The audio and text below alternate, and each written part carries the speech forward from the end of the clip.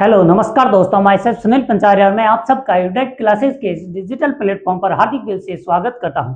दोस्तों, हम हमारी मुहिम में काफी वीडियोस ऑलरेडी बना चुके हैं, जिनके अंदर हमने इससे रिलेटेड सामान्यतः जो सिलेक्टेड टॉपिक थे उनमें से आधे से अधिक टॉपिक पर चर्चा की है। और आज का जो हमारा टॉपिक रखा गया है वो है मंत्रिपरिषद, यानी कि हमारा जो वर्तमान में मेजर टॉपिक चल रहा है उसका नाम है भारतीय कार्यपालिका, और यानी कि संघ की कार्यपालिका। और कार्यपालिका के अंदर हमने अब तक राष्ट्रपति को देखा और उपराष्ट्रपति के बारे में भी अच्छी खासी चर्चा की है। और आज का हमारा टॉपिक है वो है उस कार्यपालिका का तीसरा टॉपिक, जिसे बोलते हैं मंत्रिपरिषद, यानी कि काउंसिल ऑफ मिनिस्टर, कॉम, जिसे इन शॉर्ट ज्यादातर जगह पर कॉम वर्ड यूज किया जाता है, काउंसिल ऑफ मिनिस्टर। आज का हमारा टॉपिक काउंसिल ऑफ मिनिस्टर है, जिनके बारे में देखते हैं कि भारतीय संविधान क्या कहता है और इसकी किस प्रकार की संरचना है, हमारे यहाँ कितने प्रकार के मंत्री होते हैं, उन मंत्रियों की शक्ति क्या है। यानी कि ये वो टॉपिक है जो एक्चुअल में सरकार को समझने का एक माध्यम बनता है, यानी सरकार क्या है और सरकार की किस प्रकार की सरकार को शक्तियां दी गई हैं, इन तमाम बिंदुओं के बारे में जानने का एक अवसर है ये वाला टॉपिक, क्योंकि यही वास्तव में सरकार है। तो दोस्तों, अब हम इस टॉपिक को शुरू करते हैं और इससे रिलेटेड जो संविधान का पोर्शन हमें पढ़ना है, सबसे पहले हमें देखना होता है आर्टिकल नंबर 74। आर्टिकल नंबर 74 के बारे में हम ऑलरेडी चर्चा कर चुके हैं। जब राष्ट्रपति की कार्यकारी शक्तियां पढ़ रहे थे, वहां पर हमने देखा था कि भारत के राष्ट्रपति को सलाह देने के लिए एक मंत्रिपरिषद होगी, यानी काउंसिल ऑफ मिनिस्टर होगी, राष्ट्रपति के कार्यों की सलाह देने के लिए। तो राष्ट्रपति को कार्य की सलाह देने के लिए जो मंत्रिपरिषद की स्थापना करता है, ये आर्टिकल नंबर 74 है। और इसके अंदर मंत्रिपरिषद की सलाह के बिना राष्ट्रपति कोई भी प्रकार का कार्य नहीं कर सकते, क्योंकि हमने देखा था 42nd जो कॉन्स्टिट्यूशन अमेंडमेंट था 1976 वाला, उसके अंदर साफ लिख दिया था संविधान में कि राष्ट्रपति मंत्रिपरिषद की सलाह को मानने के लिए बाध्यकारी है। लेकिन हम जानते हैं कि 44वें संविधान संशोधन 1978 द्वारा यह प्रावधान थोड़ा सा फ्लेक्सिबल किया गया और राष्ट्रपति को एक बार मंत्रिपरिषद की सलाह को पुनर्विचार के लिए भेजने की शक्ति दी गई थी। तो ये सब कुछ आर्टिकल 74 के बारे में बात थी, और इसके बारे में हम ऑलरेडी चर्चा कर चुके हैं, तो ज्यादा समझाने का भी स्कोप बचता नहीं है। अब देखते हैं आर्टिकल नंबर 75 क्या कहता है। आर्टिकल नंबर 75 के बारे में भी हमने चर्चा की थी। आर्टिकल नंबर 75 कहता है कि वैसे 74 में कहा गया था कि मंत्रिपरिषद की सलाह से कार्य करेंगे राष्ट्रपति, और मंत्रिपरिषद के प्रधान यानी मंत्रिपरिषद का नेतृत्व प्रधानमंत्री करेंगे, यानी ये प्रधानमंत्री के नेतृत्व वाली मंत्रिपरिषद होती है। और 75 कहता है कि राष्ट्रपति प्रधानमंत्री की नियुक्ति करेंगे और प्रधानमंत्री की सलाह पर अन्य मंत्रियों की भी नियुक्ति करेंगे। तो पहली बात आर्टिकल जो 75 कहता है वो कहता है कि मंत्रियों की नियुक्ति कौन करेंगे। मंत्रियों की नियुक्ति राष्ट्रपति करेंगे। प्रधानमंत्री की तो राष्ट्रपति खुद अपनी इच्छा से करते हैं, जो बहुमत दल प्राप्त दल होते हैं उसके प्रमुख को, और दूसरे अन्य मंत्रियों की जो नियुक्ति होती है वो राष्ट्रपति प्रधानमंत्री की सलाह पर करते हैं। ओके, दूसरी बात, पहले भारतीय संविधान के अंदर मंत्रियों की संख्या के बारे में कोई प्रावधान था नहीं, लेकिन 91 यानी कि 91वें संविधान संशोधन 2003 में 91वां संविधान संशोधन किया गया था, 91वां, और उसके अंदर लिख दिया गया था कि मंत्रियों की संख्या लोकसभा या विधानसभा की कुल सदस्य संख्या का 15% से ज्यादा नहीं होगा। मुझे याद है कि मैंने एक बार 10% बोला था, वो बाय मिस्टेक ही हुआ होगा। एक्चुअल डेटा यही है कि मंत्रियों की संख्या लोकसभा या फिर विधानसभा के जो सदस्य होते हैं उनकी कुल संख्या का 15% से ज्यादा नहीं हो सकता। और इसके अंदर लोकसभा है तो प्रधानमंत्री इंक्लूडेड है, और विधानसभा है तो उसके अंदर सीएम भी इंक्लूडेड है। तो इनकी मैक्सिमम संख्या होगी 15%। और ये चीज भारतीय संविधान के अंदर लिखी गई है 91वें संविधान संशोधन 2003 में यह प्रावधान किया गया है कि मंत्रियों की संख्या टोटल जो लोकसभा के सदस्य हैं उनकी 15% से ज्यादा नहीं हो सकती। ओके, उसके बाद जो मंत्री होंगे वो व्यक्तिगत रूप से राष्ट्रपति के प्रति उत्तरदायी होंगे। व्यक्तिगत रूप से राष्ट्रपति के प्रति उत्तरदायी होने का मतलब है कि मंत्री यानी राष्ट्रपति के प्रसाद पर्यंत अपने पद पर कार्य करेंगे और राष्ट्रपति जब चाहे इनको अपने पद से हटा सकते हैं। वैसे मंत्रियों को नियुक्त करना और वापस पद से हटाना प्रधानमंत्री का कर्तव्य है या फिर प्रधानमंत्री का अधिकार है, लेकिन प्रधानमंत्री की सलाह पर यह काम करेंगे भारत के राष्ट्रपति। यानी कि इसीलिए इनको बोला जाता है व्यक्तिगत रूप से इनका उत्तरदायित्व किनके प्रति है, राष्ट्रपति के प्रति है, और वो राष्ट्रपति के प्रसाद पर्यंत ही अपने पद पर रहते हैं। अगर व्यक्तिगत जो उत्तरदायित्व प्रधानमंत्री के प्रति है, राष्ट्रपति के प्रति है, तो फिर इनका सामूहिक उत्तरदायित्व है भारत की जो लोकसभा है उसके प्रति है। यानी कि जितने भी मंत्री हैं वो लोकसभा के प्रति जवाबदेह हैं, उत्तरदायी हैं। अगर लोकसभा में इनको विश्वास मत नहीं है तो फिर इनकी मंत्रिपरिषद जा सकती है, और या फिर अगर लोकसभा अगर किसी मंत्री ने कोई गलत कार्य किया हो तो फिर लोकसभा इनके खिलाफ में अविश्वास प्रस्ताव ला सकती है और इन पर अन्य समितियों के अंदर जांच भी करवा सकती है। यह बताता है कि मंत्री लोकसभा के प्रति सामूहिक रूप से उत्तरदायी है। सामूहिक का मतलब है कि पूरी मंत्रिपरिषद लोकसभा के प्रति जवाबदेह है, और लोकसभा ही पूरी मंत्रिपरिषद को, जिसमें प्रधानमंत्री भी शामिल है, अपने पद से हटा सकती है। तो यह था सामूहिक उत्तरदायित्व, यानी कि लोकसभा मंत्री सामूहिक रूप से लोकसभा के प्रति उत्तरदायी है और व्यक्तिगत रूप से राष्ट्रपति के प्रति उत्तरदायी है। अब कई बार कंफ्यूज करने के लिए हो सकता है कि वहां आपके पास ऑप्शन जो आए उस ऑप्शन में लिखा क्वेश्चन ये हो कि लोकसभा किसके प्रति उत्तरदायी है, और ऑप्शन में अगर संसद लिखा हुआ है लोकसभा नहीं लिखा गया है तो ये मंत्रिपरिषद हमारी लोकसभा के प्रति यानी संसद के प्रति जवाबदेह है। और संसद भी हो लोकसभा भी हो तो फिर हमें फोकस किस पर रखना है, लोकसभा पर। ये कंफ्यूजिंग है लेकिन क्लियर है कि ये सभी लोकसभा के प्रति जवाबदेह होते हैं। इसके पीछे कारण है कि जो लोकतंत्र होता है, लोकतंत्र में जो ये मंत्रिपरिषद होती है जनता की सरकार होती है, यानी कि जनता के चुने हुए प्रतिनिधियों के प्रति ही ये जवाबदेह होगी। तो जनता के चुने हुए लोकसभा के सदस्य ही होते हैं। उसके बाद 2 प्रकार के मंत्रियों पर अयोग्यता भी दिखाई गई है। वो अयोग्यता ये है यदि कोई मंत्री 6 माह तक कैबिनेट की या मंत्रिपरिषद की परिषद में यानी जब बैठक होती है उसमें 6 माह तक कंटिन्यू अनुपस्थित रहता है तो उसको अयोग्य घोषित किया जा सकता है, यानी पद मुक्त किया जा सकता है। और दूसरी बात, या मंत्रियों के लिए 6 माह है जबकि सदस्य होते हैं सांसदों के लिए 2 माह की अवधि है, वो हम आगे पढ़ेंगे। मंत्री यदि 6 माह तक इस मंत्रिपरिषद की बैठक में अनुपस्थित रहता है तो पद मुक्त करवाया जा सकता है। और दूसरा, यदि कोई ऐसा व्यक्ति जिसने संसद की सदस्यता त्याग दी हो या फिर संसद ने यानी राष्ट्रपति ने उसे संसद के सांसद के रूप में अयोग्य घोषित कर दिया हो तब उसका पद मुक्त कर दिया जाएगा। अयोग्य घोषित होने पर भी उसको अपने पद से हटाया जाएगा।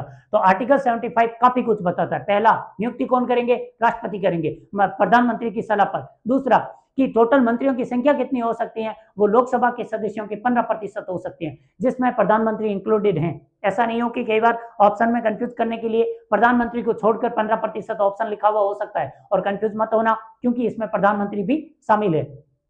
तीसरी चीज कि ये व्यक्तिगत रूप से किसके प्रति जवाबदेह है, व्यक्तिगत रूप से ये राष्ट्रपति के प्रति जवाबदेह है, सामूहिक रूप से ये लोकसभा के प्रति जवाबदेह है। लोकसभा ऑप्शन में नहीं होने पर संसद के प्रति जवाबदेह है। और मंत्री को पद से कब कब हटाया जा सकता है, यदि वो व्यक्ति एक तो सांसद ही नहीं रहे, संसद की सदस्यता छीन ली जाए तो फिर मंत्री पद भी खाली करना पड़ेगा, और या फिर वो 6 माह तक मंत्रिपरिषद की बैठक में उपस्थित नहीं रहता है तब भी उसका पद खाली करवा दिया जाएगा। ये आर्टिकल 75 के बारे में चर्चा थी। उसके बाद देखते हैं आर्टिकल 76 है, वो अटॉर्नी जनरल ऑफ इंडिया से संबंधित है। तो हम वापस आ जाते हैं सीधे आर्टिकल नंबर 77 में। आर्टिकल 77 कहता है संघ सरकार के सभी कार्य राष्ट्रपति के नाम से किए जाएंगे, और जब प्रधानमंत्री की सलाह से राष्ट्रपति मंत्रियों को नियुक्त करते हैं, उन मंत्रालयों को कौन कौन से अधिकार दिए जाएंगे, कौन से मंत्रालयों के कार्य होंगे, इसके बारे में नियम बनाने का अधिकार राष्ट्रपति को है। मंत्रालयों के नियम राष्ट्रपति बनाएंगे। इसका मतलब किसकी सलाह से, ऑब्वियस है मंत्रिपरिषद की सलाह से। मंत्रिपरिषद की सलाह से राष्ट्रपति नियम बनाएंगे कि किस मंत्रालय के कौन कौन से दायित्व दिए जाएंगे। तो ये नियमावली राष्ट्रपति यानी मंत्रिपरिषद की सलाह पर करते हैं। उसके बाद आर्टिकल नंबर 78 है, उसके बारे में हम जानते हैं। ये एक आर्टिकल है जो कि प्रधानमंत्री के संवैधानिक कर्तव्य बताता है कि प्रधानमंत्री के 3 संवैधानिक कर्तव्य बताए गए हैं। भारत शासन की व्यवस्था के बारे में राष्ट्रपति को सूचित करे, यानी राष्ट्रपति अगर सूचना मांगते हैं तो भारत की कार्यपालिका है उसके बारे में तमाम जानकारी दे। राष्ट्रपति चाहे तो प्रधानमंत्री से विधि संबंधी यानी संसद के बारे में भी जानकारी ले सकते हैं। और तीसरा जो कि व्यक्तिगत उत्तरदायित्व दिखाता है वो है आर्टिकल 78 का तीसरा पार्ट, वो बताता है यदि किसी मंत्री ने कोई निर्णय लिया है या किसी मुद्दे को उठाया है तो राष्ट्रपति प्रधानमंत्री को सलाह दे सकते हैं कि आप इस मुद्दे को मंत्रिपरिषद में चर्चा करवाइए। ये प्रधानमंत्री के 3 संवैधानिक कर्तव्य हैं और इनका उल्लेख करता है आर्टिकल नंबर 78। ये भी मंत्रिपरिषद का ही पार्ट है। उसके बाद यह आर्टिकल आप जरूर याद रखें, आर्टिकल नंबर 88।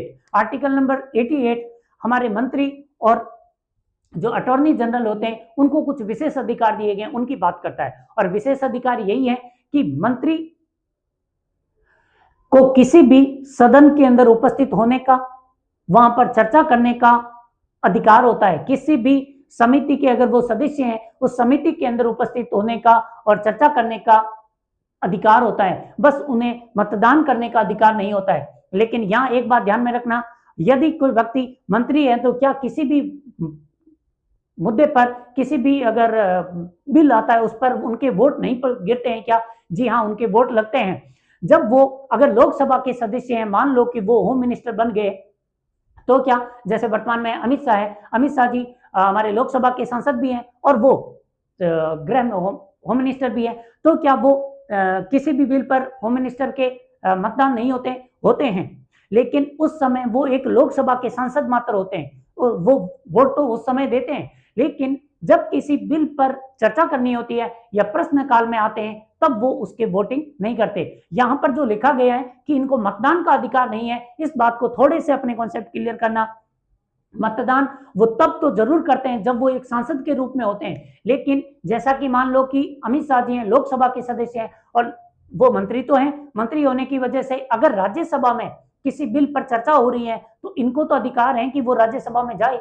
बाकी लोकसभा के सदस्यों को राज्यसभा में जाने का अधिकार नहीं है, लेकिन मंत्री को तो अधिकार होता है। वो राज्यसभा में उस समय जाएंगे, उपस्थित हो सकते हैं, चर्चा कर सकते हैं, लेकिन जब राज्यसभा में वोटिंग होगी तब वो मंत्री के रूप में वहां पर वोट नहीं डालेंगे। अगर वही बिल लोकसभा में पारित होता तब क्या होता? लोकसभा में पारित होने पर वो एक लोकसभा के सांसद भी हैं, इसलिए वहां पर वोट देते।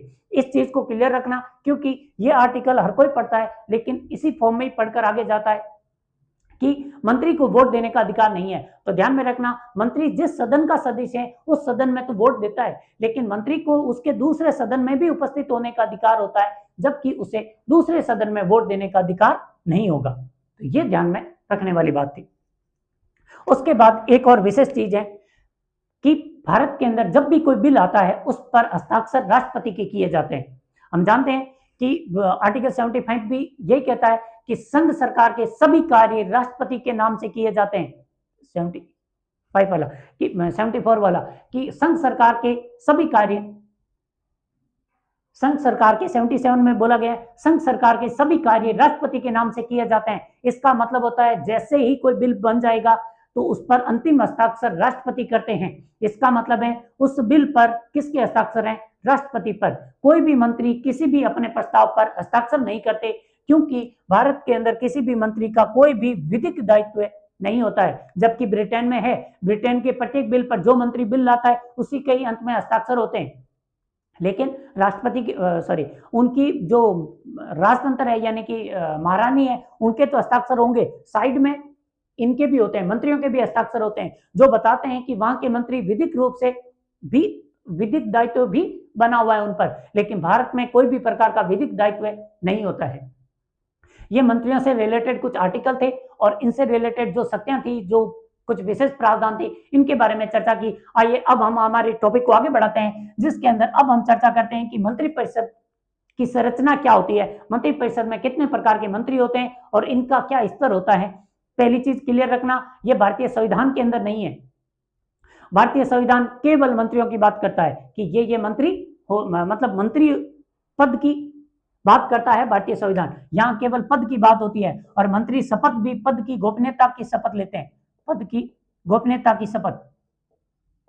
पद की गोपनीयता का क्या मतलब है, ये एग्जांपल मैं पहले भी दे चुका हूं, आज भी दे देता हूं कि पद की गोपनीयता का मतलब है कि जब नोटबंदी करनी थी तो फिर सभी मंत्रियों ने मिलकर, मंत्रिपरिषद ने वहां पर चर्चा भी की होगी कि हम नोटबंदी लागू करना चाहते हैं, तो सबने चर्चा की। सभी मंत्री जानते थे कि भारत के अंदर नोटबंदी होने वाली है, लेकिन क्या उनमें से किसी ने भी उस चर्चा को बाहर वायरल किया? जी नहीं किया, क्योंकि उन्होंने कौन सी शपथ ले रखी है? अपने पद पर जितने भी निर्णय लिए जाएंगे उनको गोपनीय रखने की शपथ ली थी। और उसके बाद हम जानते हैं वो सितंबर 2016 वाली बात की रात के 8 बजे मोदी जी आते हैं और बोलते हैं कि भाइयों और बहनों, आज रात 12 बजे से 1000 और 500 रुपए के नोट बंद कर दिए जाते हैं। आपके पास जितने भी नोट हैं जल्द से जल्द बैंक से संपर्क करें और उनको नए नोटों में परिवर्तित करवा ले। ये जो मोदी जी की घोषणा थी, क्योंकि मंत्रिपरिषद का जो अंतिम निर्णय पब्लिश करने का अधिकार है वो पीएम को होता है, अन्य मंत्रियों को नहीं। इसलिए सभी मंत्री किस चीज की शपथ लेते हैं? पद की गोपनीयता की शपथ लेते हैं। और ये केवल मंत्री पद ही संविधान के अंदर डिफाइन है। ये जो संरचना आज हम पढ़ रहे हैं, ये संरचना हमारी एक परंपरा बना रखी है। कई चीजें ऐसी होती हैं जो परंपरागत रूप से चलती रहती हैं, उनका संविधान में कोई उल्लेख नहीं है। उनमें से एक चीज है ये हमारे कैबिनेट काउंसिल ऑफ मिनिस्टर की संरचना। काउंसिल ऑफ मिनिस्टर की संरचना के अनुसार वर्तमान में भारत की संघ सरकार में और राज्यों की सरकार में भी 3 प्रकार के मंत्री होते हैं। वो 3 प्रकार के मंत्री कौन से होते हैं? पहले को बोलते हैं कैबिनेट मंत्री। कैबिनेट यानी कि मंत्रिमंडल, हिंदी होती है मंत्रिमंडल, यानी कि प्रमुख मंत्रियों का एक मंडल होता है ये कैबिनेट। कैबिनेट के अंदर प्रमुख जितने भी मंत्रालय होते हैं उनके मंत्री होते हैं। ये मंत्रियों की श्रेणी में बाकी तमाम श्रेणियों में सबसे ऊपर होते हैं और इनके पास स्वतंत्र रूप से मंत्रालय होते हैं और ये जिस किसी भी मंत्रालय में जाते हैं वहां के प्रमुख अपने आप ही कैबिनेट मंत्री ही होते हैं। और ये कैबिनेट मंत्री एक साथ तैरते हैं और एक साथ डूबने वाले कॉन्सेप्ट पर काम करते हैं। यानी कि ये कैबिनेट अगर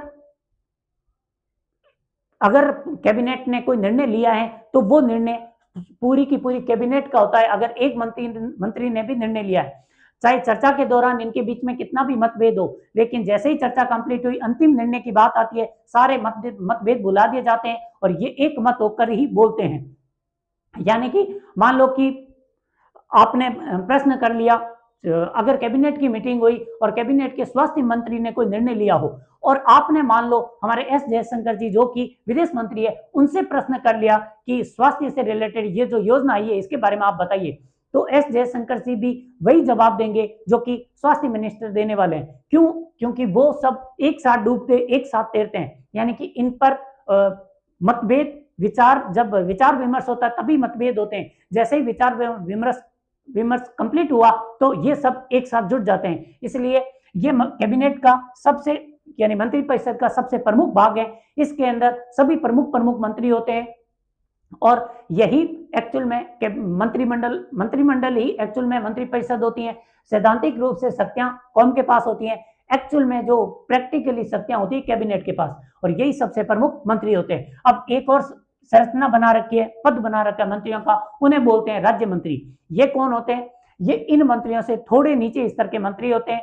इनको वैसे प्रमुख मंत्रालय नहीं मिलते, इनको जो मंत्रालय मिलते हैं उनके वो स्वतंत्र प्रभार के मंत्री होते हैं।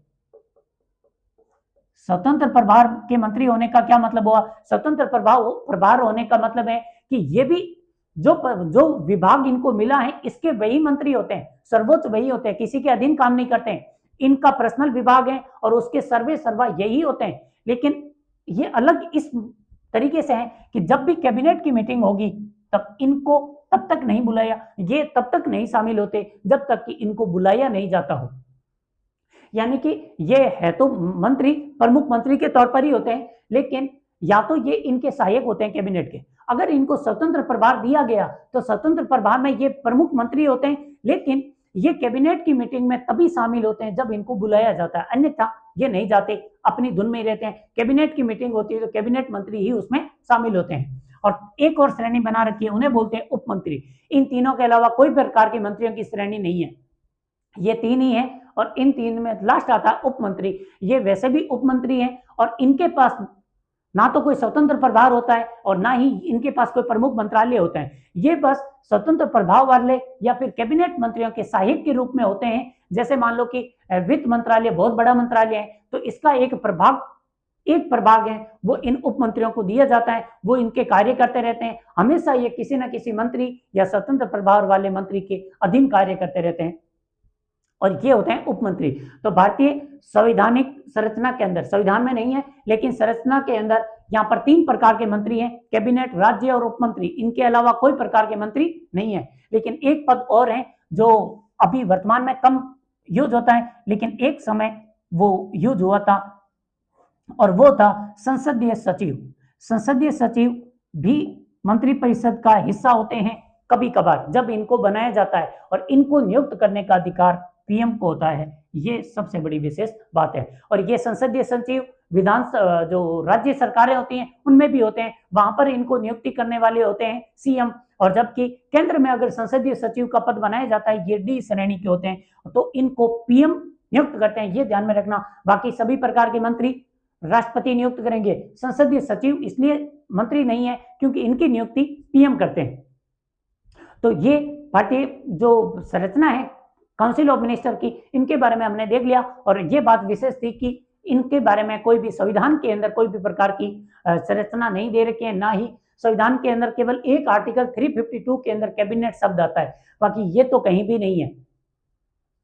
तो दोस्तों, हमने मंत्रिपरिषद और मंत्रिपरिषद के बारे में चर्चा की और देखा कि मंत्रिपरिषद की शक्तियां कौन सी होती हैं, इनकी संरचनाएं कौन सी होती हैं। अब कैबिनेट के कुछ विशेष पावर और प्रधानमंत्री जो टॉपिक हैं, इनके बारे में चर्चा करने के लिए हम मिलते हैं कल। धन्यवाद।